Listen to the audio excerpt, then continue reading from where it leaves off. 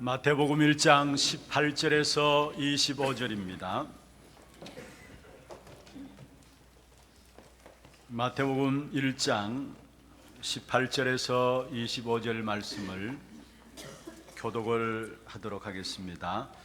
예수 그리스도의 나심은 이러하니라. 그의 어머니 마리아가 요셉과 약혼하고 동거하기 전에 성령으로 잉태된 것이 나타났더니 그의 남편 요셉은 의로운 사람이라 그를 드러내지 아니하고 가만히 끊고자 하여 이 일을 생각할 때 주의 사자가 현몽하여 이르되 다윗의 자손 요셉아 내 아내 마리아 데려오기를 무서워하지 말라.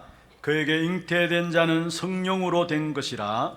아들을 낳으리니 이름을 예수라 하라.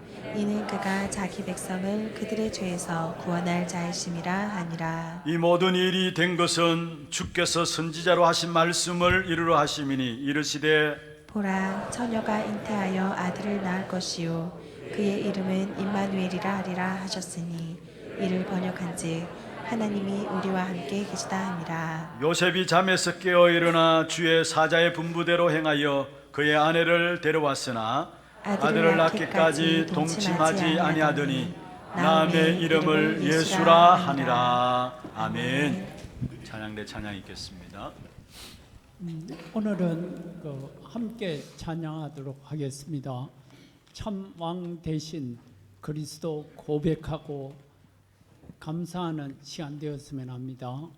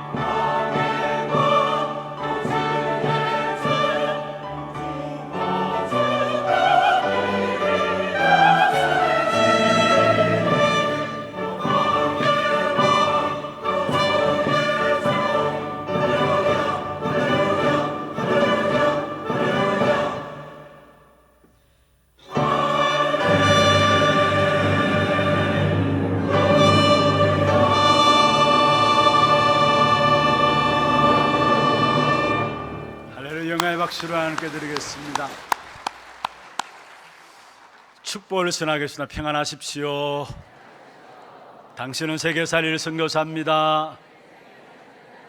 만민을 위하여 길이를 드십시다. 성탄절을 앞두고 있습니다. 오늘 우리 찬양대 찬양하니까요, 어떤 분은 박수를 치는데 손을 들어서 이렇게 쳐요. 예, 우리 기쁘다 구주 오셨네 인사하십시다. 기쁘다 구주 오셨네. 정말로 구주께서 오심이 여러분에게 기쁜 일입니까? 오늘 예배하는 가운데서 참된 기쁨과 감사와 감격이 회복되어지는 그런 축복의 시간들 되기를 주의 이름으로 축원합니다. 요즘 너무 경제도 힘들고 어렵다 보니까, 또 삶의 현장도 너무 어렵다 보니까 사람들의 말에서 하는 말들이 성탄절이 와도 성탄절답지 않다라는 그런 이야기들을 많이 합니다.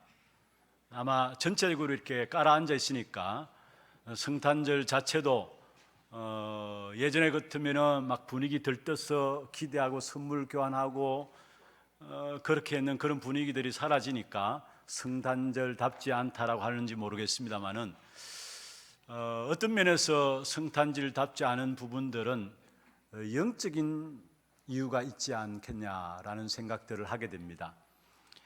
세상에서 성탄절 하면은 자꾸 이상한 방향으로 몰아가기 때문에 그게 오랜 동안에 걸쳐오면서 교회에서조차도 성탄절 하면은 그냥 하루의 공휴일로 지나버리는, 의미들을 완전 상실해버리고 그냥 하나의 공휴일로 지나버리는 그런 날이 되어버렸지 않나라는 생각들을 하게 됩니다.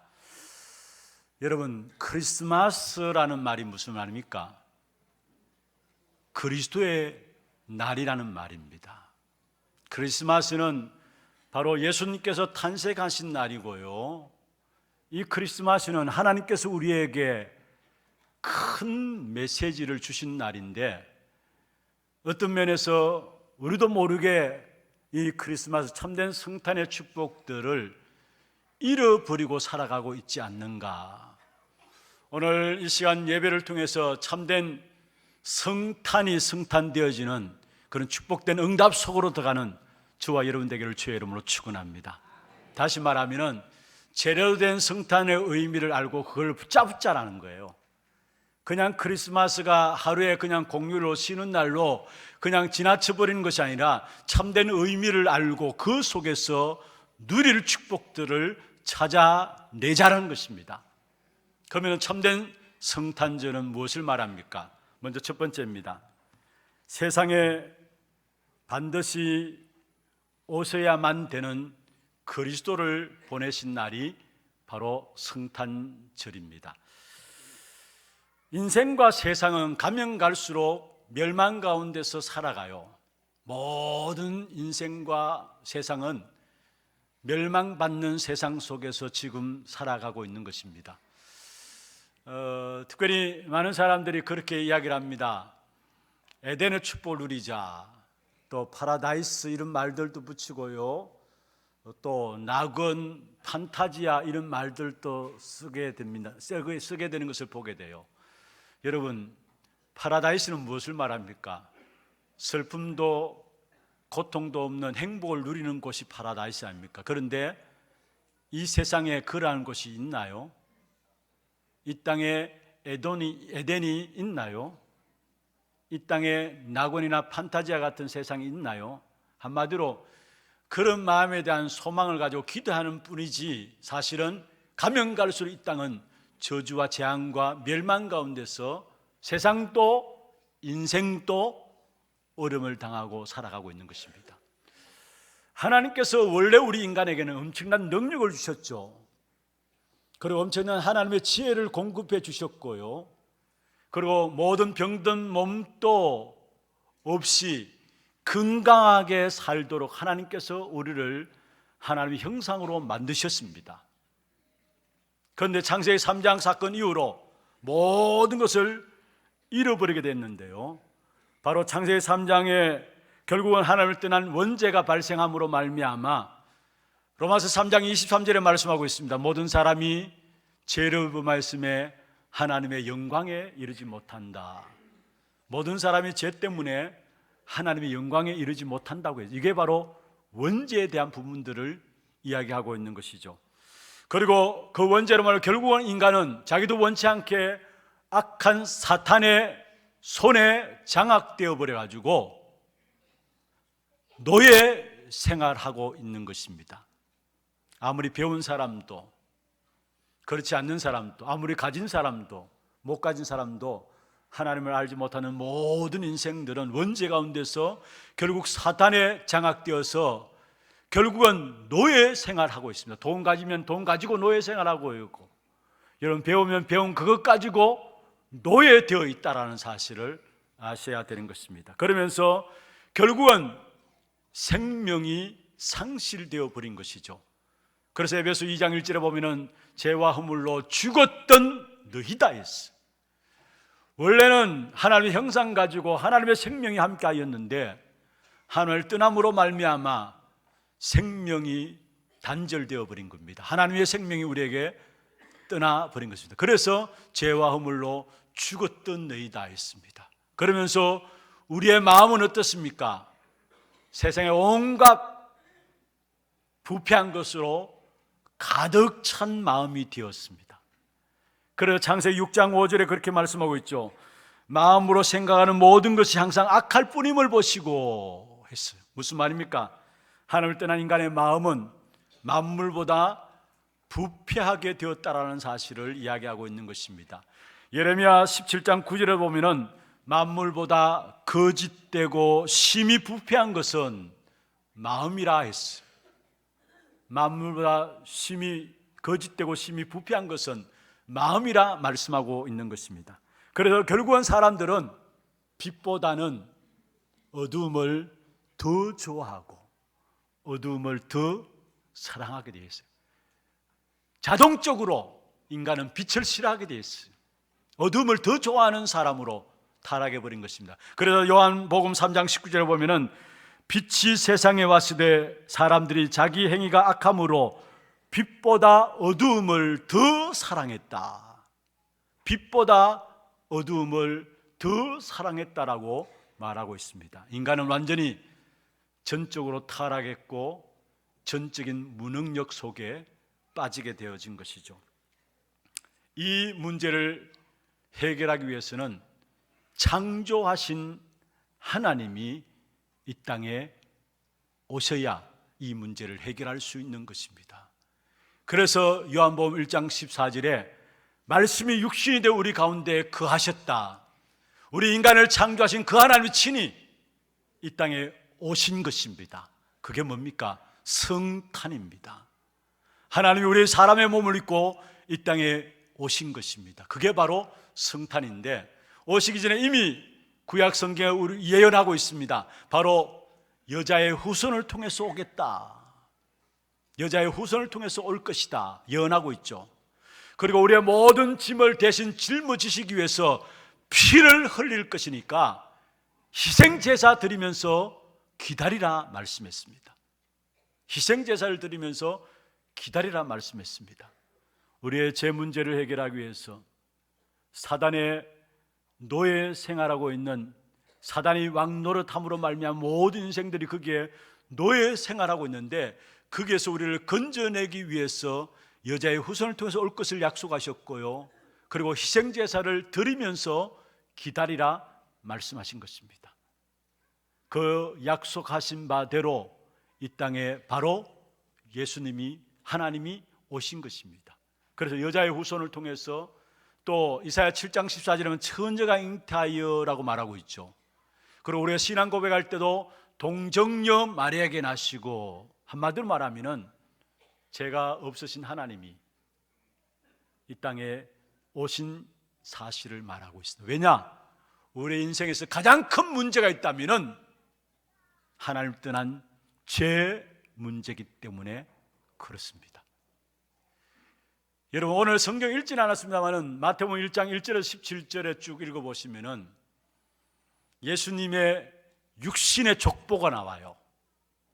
그런데 그 예수님의 육신의 족보를 보면은 우리 인류가 당한 죄의 족보를 보여주는 압축판이 마태복음 1장 1절에서 17절에 나오는 내용입니다.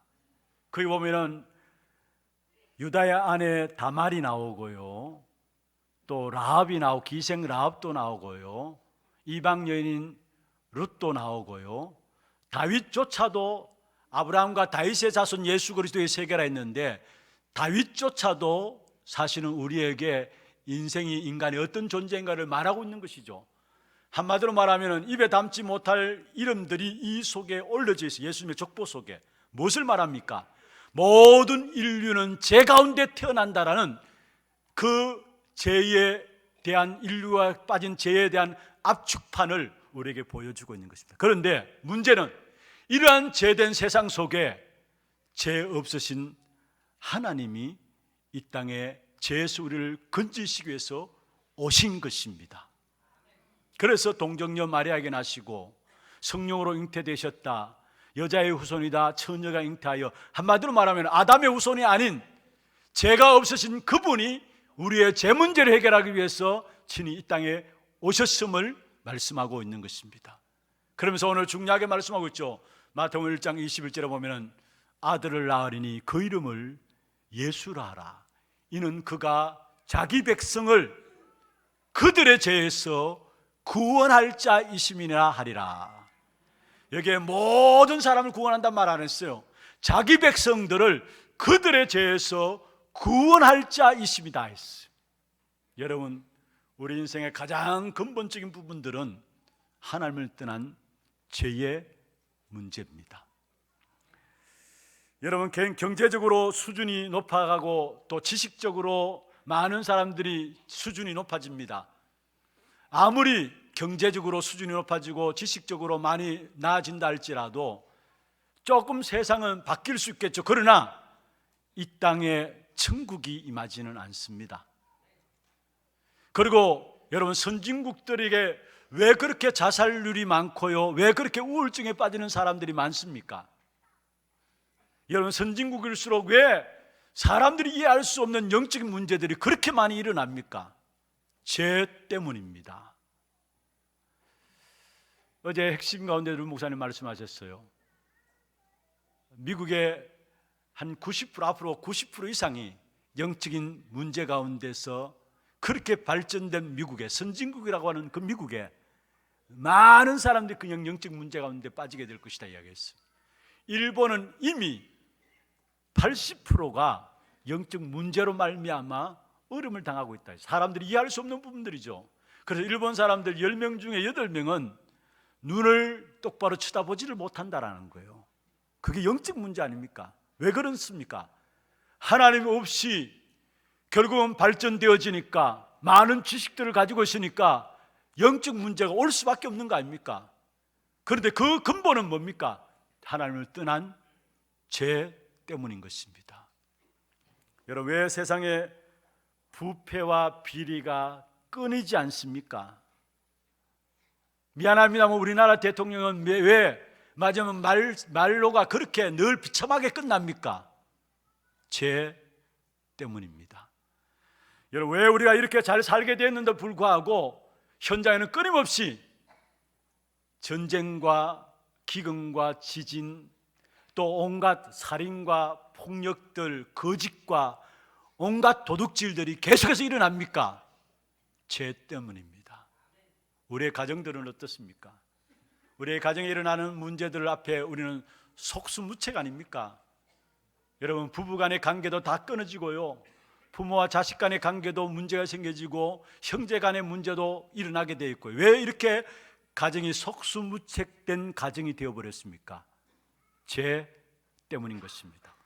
그래서 성경은 구원을 다루기 이전에 죄의 문제를 이야기하고 있어요. 왜냐? 문제를 알아야 답을 알 수 있기 때문에 그렇습니다. 그런데 죄는 여러분 아셔야 될 것은 두 가지가 있습니다.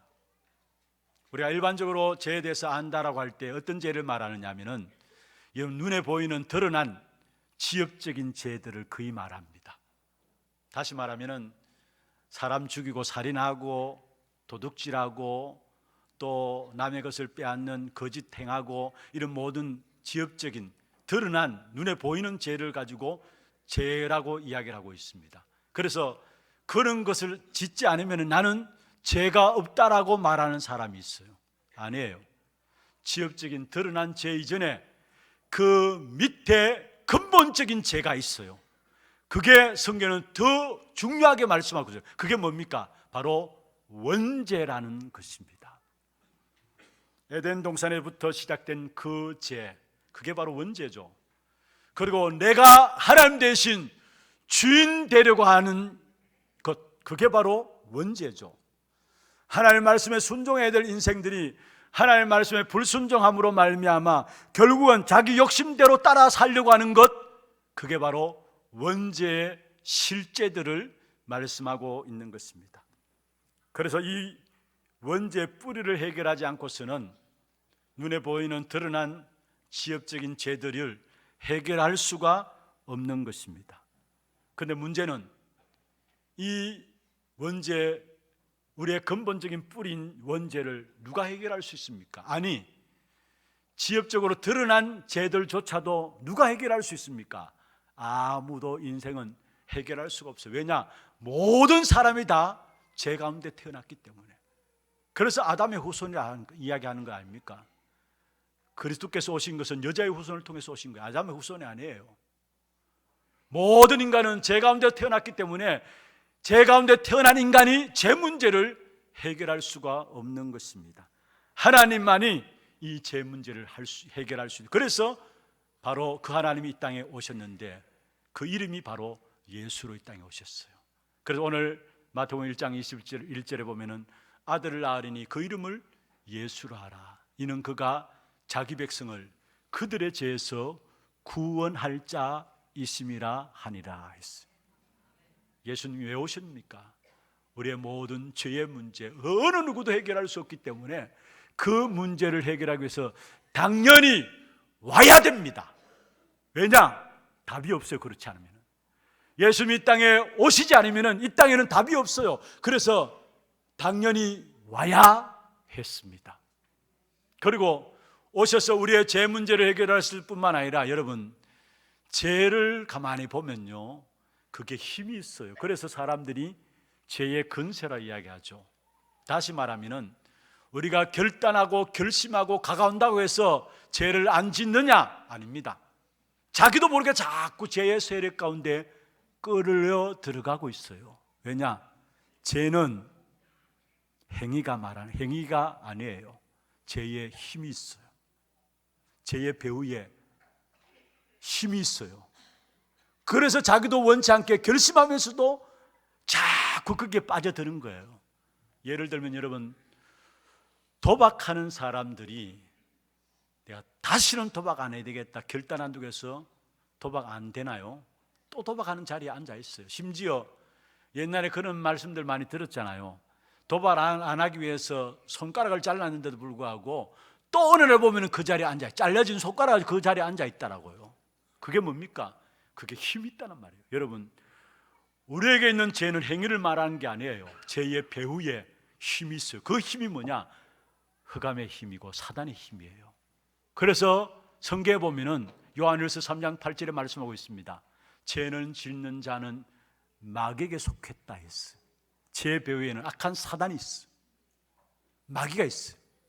그래서 우리가 주님 가르친 기도할 때에 우리를 악에서 구하옵소서 기도하잖아요. 그런데 그게 원래 영어로서 원래 풀이는 악한 인격체로서 악한 인격체에서부터 구원하옵소서 이 말입니다.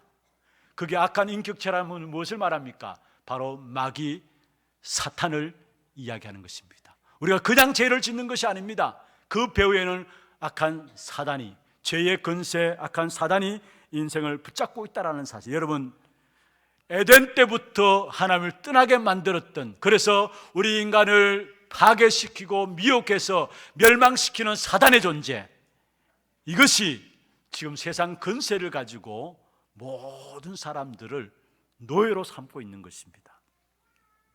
그런데 예수님이 탄생하시면서 이 사단의 머리들이 깨어지기 시작한 겁니다. 예수님이 이 땅에 오신 그 사건은 사단의 머리를 깨뜨리는 사건이에요. 여러분, 헤롯 왕이 자기의 신하들을 보내가지고 2살 이하의 남자아이들을 다 죽이라고 명령했잖아요. 그것은 무엇을 말합니까? 사단이 그렇게 하는 거예요. 왜냐? 예수님이 이 땅에 태어나면 마귀가 무너지니까. 그래서 예수님이 이 땅에 아기 예수로 오셨다 말씀하고 있는데, 이 땅에 예수님이 오신 그때부터 악한 사단은 끼어지기 시작한 거예요. 그게 절정을 이루게 되는 때가 언제냐? 갈보리 십자가 지실 때에 악한 사단은 완전히 결정적으로 꺾여지게 된 것입니다.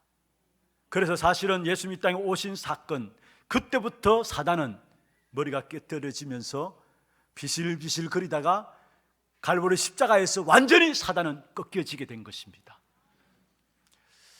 많은 분들의 설교 가운데서 그런 이 죄에 대한, 마귀에 대한 부분들을 이야기하면서 그런 설명들을 많이 듣는 것을 듣게 되었습니다. 제가 다민족 집중훈련 참여하면서도 거기서 메시지 전달할 때 그 메시지가 나오더라고요. 뭐냐면은 노르망디 상륙작전이라고 있어요. 노르망디는 프랑스의 북서부 쪽에 위치한 지역 이름입니다. 그런데 2차 세계대전 때에 연합군이 아이젠하워 장군을 지휘하여 연합군이 노르망디라는 지역에 상륙을 했어요. 그로 말미암아 2차 세계대전 나치 치하에 있던, 독일 치하에 있던 프랑스를 거기에서 해방시켰고, 그 상륙작전으로 말미암아 결국은 독일 본토를 들어가게 되는 발판이 되었다. 그래서 노르망디 상륙작전, 그 상륙작전을 통해서 결국은 독일이 손들게 되었다라고 이야기를 했어요. 무슨 말입니까? 예수 그리스도가 이 땅에 오신 사건이 바로 사단의 머리를 깨뜨리기 시작해서 십자가에 못 박히는 그 순간에 모든 사단의 역사들이 무너지기 시작한 겁니다. 지금은요, 이 악한 사단이 자기 시간이 얼마 남지 않은 줄 알고 지금 이 시대는 지금 머리는 이미 꺾여졌고 발악하고 있는 것입니다. 문제는 그게 우리 인생이 쏘가요. 지금 발악하고 있는데 이미 그 머리는 꺾여졌는데 쏟고 있는 거예요, 사실은. 그래서 정말로 우리의 죄의 문제를 해결하기 위해서 참 자유를 주시기 위해서 그리스도께서 이 땅에 오셨다라는 거, 이 비밀을 그냥 한번 듣고 넘기는 것이 아니라, 여러분 이 비밀을 날마다 누리게 될 때 여러분 있는 현장에 여러분 때문에 빛이 임하게 될 줄로 믿습니다. 날마다 나의 모든 죄, 원죄와 자범죄와 조상숭배죄, 우상숭배죄, 모든 죄의 문제, 과거와 현재, 미래 모든 죄의 문제를 해결하기 위해서 이 땅에 친히 오시고 십자가에 못 박히시면서 모든 죄의 문제를 해결하신 그 그리스도를 제대로 찾아 누리라고 우리에게 성탄절을 약속하시고 허락하신 것입니다. 이 축복의 비밀들이 여러분에게 회복되어짐으로 자유케 되어지는 그런 응답이 있기를 주의 이름으로 축원합니다. 두 번째입니다. 성탄은 뭐냐? 죄의 문제를 해결하기 위해서 그리스도께서 오셨다면 그냥 죄의 문제를 해결하고 가신 것이 아니라 임마누엘 하시려고 오신 그리스도입니다. 임마누엘 하시려고 오신 바로 그리스도십니다. 여러분, 우리에게 가장 위대한 이름은 예수님의 탄생과 함께 우리에게 지어준 이름이 있어요. 그게 바로 임마누엘입니다. 우리에게 주신 약속 중에 약속, 우리에게 주신 축복 중에 축복, 우리에게 주신 기도 응답, 하나님이 자기 자신을 주시겠다라는 거, 임마누엘입니다. 그래서 오늘 23절에 그렇게 말씀하죠. 보라, 처녀가 잉태의 아들을 낳을 것이요 그 이름을 임마누엘이라 하리라. 이사야 7장 14절에 말씀하신 부분입니다만 그걸 인용하면서 이를 번역한즉 하나님이 우리와 함께 계시다 함이라. 하나님이 당신 자신을 우리에게 주셨어요. 이게 최고의 축복 아니에요? 이게 최고의 우리의 기도응답 아닙니까? 무슨 기도응답이 필요합니까? 하나님이 당신 자신을 우리에게 주셨는데, 임마누엘. 여러분, 성경에 보시면은 중요한 사건들 있을 때마다 특별히 하나님께서 귀중한 사람들에게 사명을 주시고 운명을 바꾸시는 일들을 행하실 때마다 공통적으로 주신 부분들이 있습니다. 그게 뭔 줄 아십니까? 하나님이 너와 함께 하겠다라는 거예요.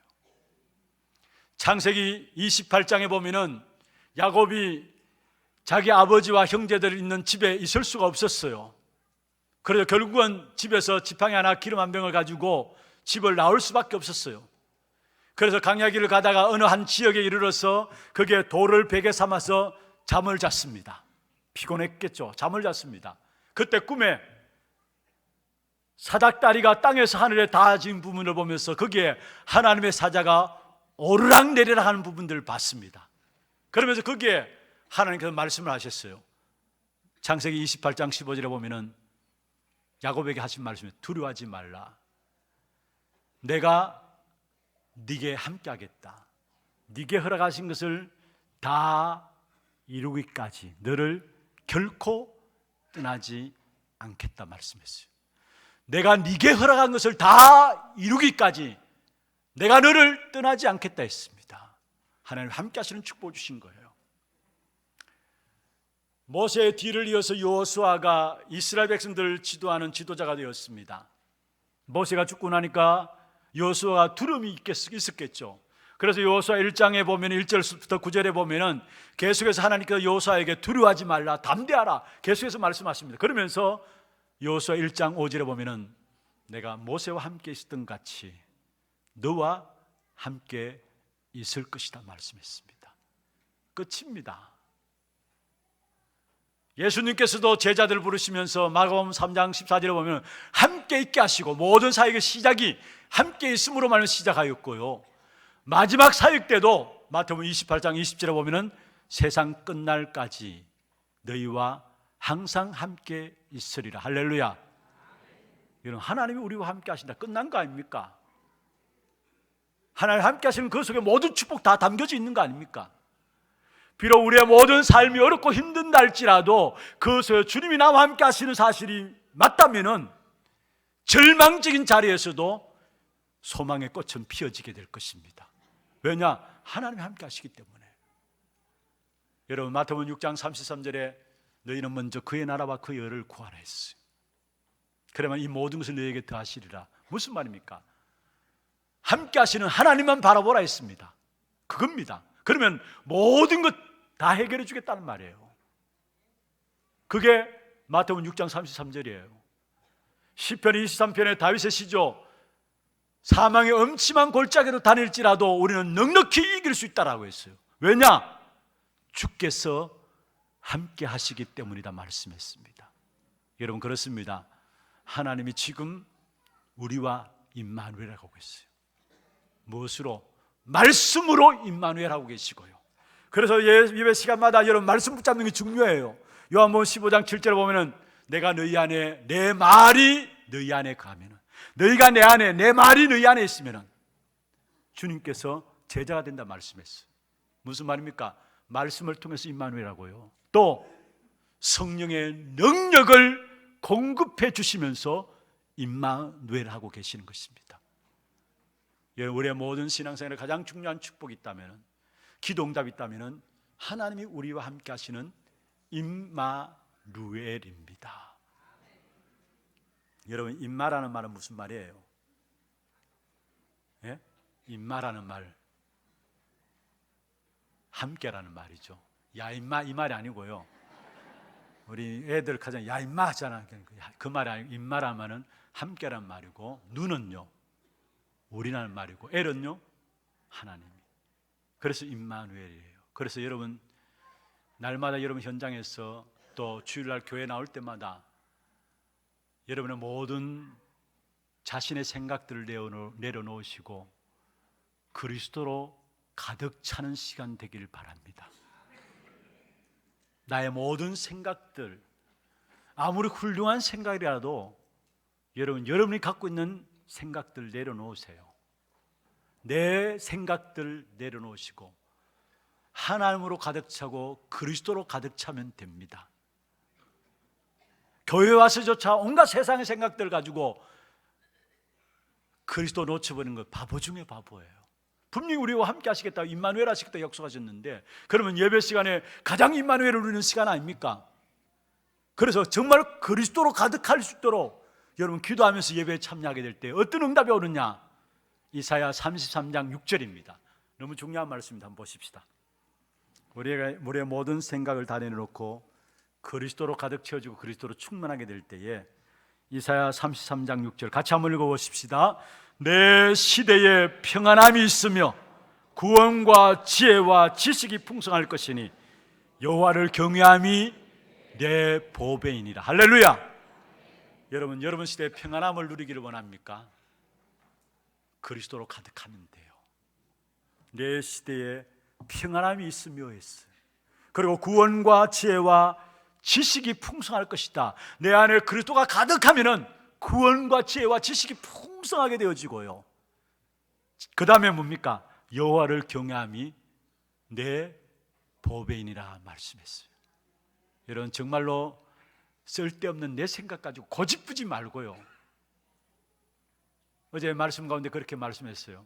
내 생각 가지고 결국은 대책 세우고 염려하게 되고 결국 대책 세우고 결국 믿음 다 잃어버리게 되는 거예요. 내 생각보다 하나님의 계획을 붙잡기를 바랍니다. 내 생각보다요, 여러분 기도할 때 그렇게 기도하세요. 주일마다 교회에 나올 때마다 하나님이요, 내 마음과 생각과 영혼 속에 그리스도의 영으로 가득 차게 하옵소서. 성령의 역사로 가득 차게 하옵소서. 이게 최고의 기도입니다. 그렇게 될 때에 우리의 시대가 평안함으로 계속된다고 말씀했어요. 구원과 지혜와 지식이 풍성하게 나타날 것이다 했어요. 여호와를 경외하는 것이 보배라는 사실들을 깨닫도록 하시겠다 말씀하셨어요. 여러분 정말로 이 축복의 비밀들을 누리라고 우리에게 성탄절을 허락하신 거예요. 임마누엘 축복. 우리가 말씀 받을 때마다 그렇게 이야기하잖아요. 성탄절은, 크리스마스는 12월 25일이 크리스마스 성탄절이 아니라 날마다 성탄절이고 크리스마스라 했잖아요. 무슨 말입니까? 여러분 하나님이 우리 안에 우리와 함께 임마누엘 하시니까 맞죠? 날마다 우리는 성탄절이고 크리스마스인 것입니다. 말씀을 맺겠습니다. 지금 연말연시 모든 분위기가 가라앉았습니다. 어떤 면에서 경제도 어렵고요, 정치도 너무 어수선하고 안보도 불안합니다. 그래서 혹자는 지금 살아가는 삶이 전쟁 같다고 해요. 전쟁이 일어나지 않는데 전쟁 같다고 해요. 너무 어렵단 말이죠. 그러나 분명한 것은 설령 여러분 전쟁 가운데 있다 할지라도 크리스마스는 잊지 말아야 합니다. 하나님이 우리와 함께 하시는 이 축복, 이 사실은 전쟁 가운데 있다 할지라도 잊지 말아야 될 것입니다. 하나님이 저 멀리 계신 것이 아니고요, 하나님 우리 곁에 우리 옆에 계십니다. 아니 하나님 지금 우리 안에 거하고 계십니다. 이 축복의 비밀을 우리 말미암아 참된 성탄이 성탄되어지는 그런 축복된 응답의 걸음들을 가기를 주의 이름으로 축원합니다.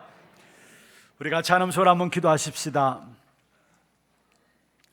최고의 약속과 최고의 축복과 최고의 응답, 최고의 지식이 있다면 우리의 제 문제가 예수 그리스도로 말미암아 해결된 것입니다. 이 문제를 해결하기 위해서 하나님의 친히 이 땅에 예수님으로 이 땅에 오셨습니다. 그리고 우리를 위해서 십자가에 죽으심으로 말미암아 이 모든 죄의 문제를, 죄의 배후에 있는 사단의 문제를 완전히 해결하셨습니다.